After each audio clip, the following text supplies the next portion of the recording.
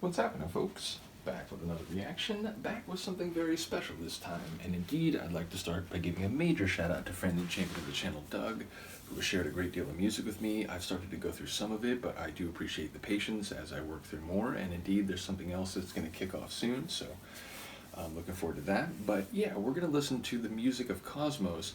People who know my channel, people who know my DJ mixes, my trance, and like Sybian mixes in particular will know Carl Sagan. I try not to have too many human heroes. I try not to lionize people because inevitably people are human and, they have shortcomings or aspects of their personality that perhaps, don't see eye to eye with the way I try to behave and so on. But at the end of the day, one of the people I find the most inspiring, the most profound, and who make me the most proud to be a human being is Carl Sagan. And indeed, I'm not the only person to say this, but if there were some interspecies, intergalactic, or at least intragalactic diplomatic endeavor where the leaders of different species would meet and try to, work out some agreements. I can think of no better candidate to represent humanity than Carl Sagan. So again, I try not to lionize people, but I do think he was a fantastic person who, not just his work in terms of astronomy and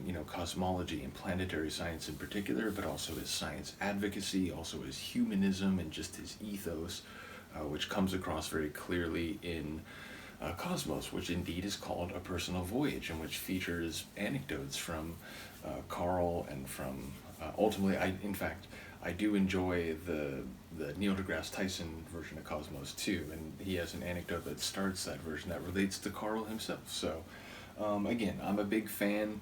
I watched this, I think, a little bit as a kid. I probably saw it, in some science classes or something, but it was as a teenager, a late teenager, late 90s, when I watched it beginning to end and had a very profound emotional experience going through it.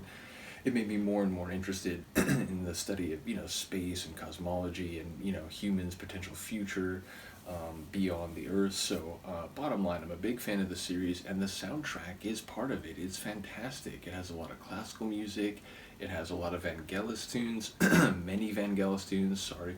And ultimately, it has a lot of folk regional type of music, and one of those pieces is the Bulgarian Shepherdess Song, and it's listed as traditional, meaning it was composed before the modern form of songwriting credits and whatnot. So yeah, I do remember this very clearly when it comes in. It's one of the later episodes where it's used very prominently as the episode ends, and ultimately it's a very striking vocal performance. Now, I have heard some Bulgarian traditional singing because I've heard Kate Bush and her collaborations with the trio Bulgarka, which are fantastic, and I really enjoyed hearing that. And when I heard that, I remember it annoys me to this day.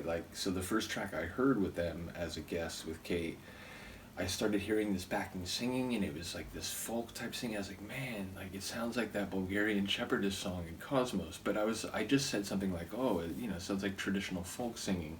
And then people commented, oh, it's this Bulgarian trio. They sing these traditional Bulgarian songs and rhythms. It's like, oh man, I knew it, but I wasn't confident enough to say it. But the reason I knew it is because I had heard this. So the way this compilation is organized is one cut on the record will be 3 tracks. So it's sort of done as a medley of the soundtrack, which not ideal, but either way, the point is we're going to hear the Bulgarian Shepherdess Song, but I had to start it essentially as the previous piece, which is a track from Vangelis, once again, as that's ending. So they will hear the tail end of that as it begins, and we will hear an incredibly striking performance. So once again, shout out to Doug for sending this to me. And indeed, I have the Book of Cosmos. I only have this one handy. This is Pale Blue Dot, probably my favorite. But the Demon Haunted World, they're all good. So if you haven't read his material, I'd highly recommend it. In any case, and at long last, I apologize, this is the Bulgarian Shepherdess Song from the Cosmos soundtrack. The show is 79, but the soundtrack is from 81.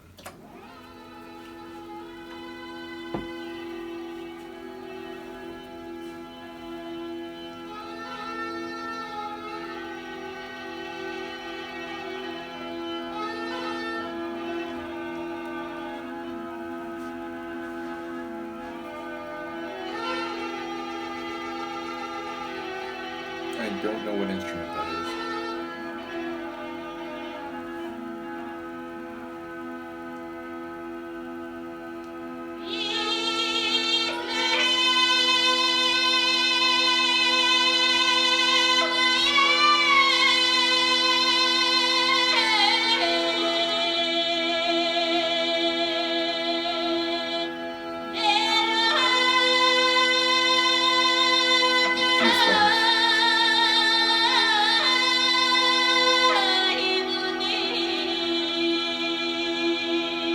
You can just hear him though. The Voyager probes are a message in a bottle.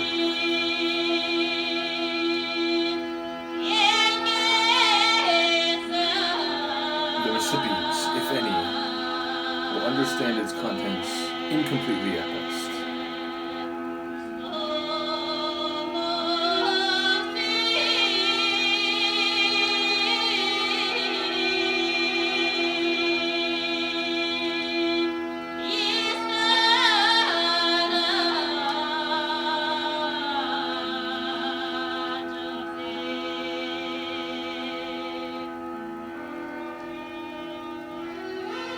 Such an incredible singing style. Yeah, I've heard different traditional singing styles like keening, Irish singing, and so on. But that's really incredible. It's like the way it seems like there's no end. Like it's this. I don't know if it's like circular breathing or something, but the performance there, the way she can just continue to like go to new heights when it feels like she has to be coming down, and the way that she just sort of seems to continue flowing. Yeah, really powerful and profound. And as you can tell, like it's impossible for me to dissociate it from the context from which it comes, which is funny because this is the soundtrack, but we don't hear Carl. But again, like when I hear that, I just see, and there's like waves, I think, crashing, like is the visual, or like a bird flying in the sky. The idea that, a message in a bottle thrown out into the ocean and shows up somewhere else across the tides. So yeah, not only do I think it's a really cool vocal performance, and having heard a bit of Bulgarian singing, I think that it's a really cool, like, traditional singing style. But yeah, it will always forever be linked to the episodes. And like, it's funny because, I think sonically it's a very profound experience to hear. But when it first started, again, it's like I instantly got goosebumps, and it's, thinking of it in the context of the show. So it just goes to show, like, how much Sagan's work, and this Cosmos series in particular, made an impact on me, that, like, every tune you hear in it is forever, like, legendary, epic, like, really moving to me, because it's part of something that is so moving. So yeah, really cool. Looking forward to going through more of this now that I have a good copy. Shout out to Doug once again. I think the only two things I went through, like, I know I listened to Alpha by Vangelis. I definitely listened to that. And I want to say there was maybe one other one. But in the moment, I don't remember what that would have been. So maybe that was, was it Boborg Part 2? I think that's what it was. I think I listened to that too.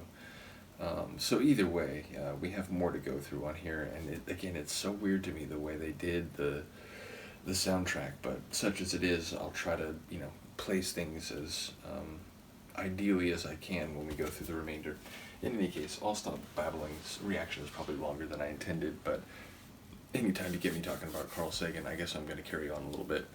Thank you to Doug again. Let me know what you think. I will see you next time. Peace.